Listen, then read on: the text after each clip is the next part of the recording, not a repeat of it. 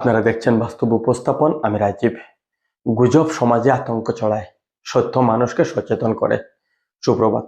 আপনারা দেখছেন বাস্তব উপস্থাপন ইউটিউব চ্যানেল ও ফেসবুক পেজের নিয়মিত প্রভাতী আয়োজন সুপ্রভাত উপস্থাপনায় আমি রাজীব।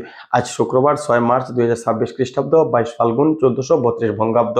মধ্যপ্রাচ্যে আমেরিকা, ইসরায়েল ও ইরানকে ঘিরে চলমান সংঘাতে বিশ্ব রাজনীতি ও অর্থনীতিতে অনিশ্চয়তা তৈরি হয়েছে।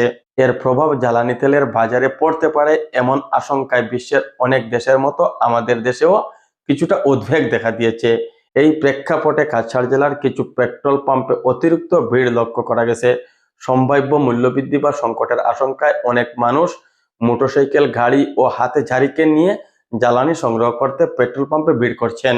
এমনকি কিছু মানুষকে পার্শ্ববর্তী মিজোরাম রাজ্যের পেট্রোল পাম্পগুলোতে গিয়েও জ্বালানি সংগ্রহ করার খবর পাওয়া গিয়েছে।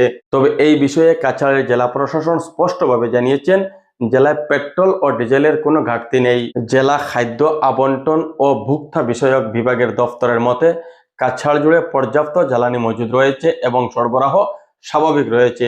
প্রশাসনের পক্ষ থেকে নাগরিকদের প্রতি আহ্বান জানানো হয়েছে, কোনো ধরনের গুজবে কান না দিয়ে স্বাভাবিক প্রয়োজন অনুযায়ী জ্বালানি সংগ্রহ করুন এবং অযথা ভিড় তৈরি করবেন না। বিশেষজ্ঞদের মতে আন্তর্জাতিক পরিস্থিতির কারণে বাজারে অনিশ্চয়তা তৈরি হলেও অযথা আতঙ্ক অনেক সময় কৃত্রিম সংকট তৈরি করে। তাই সচেতন থাকুন, গুজব থেকে দূরে থাকুন। বাস্তব উপস্থাপনে এতক্ষণ সঙ্গে ছিলাম আমি রাজীব। ফেসবুকে আমাদের পেজটি ফলো করার অনুরোধ করি, ইউটিউব থেকে হলে সাবস্ক্রাইব করার অনুরোধ রইল।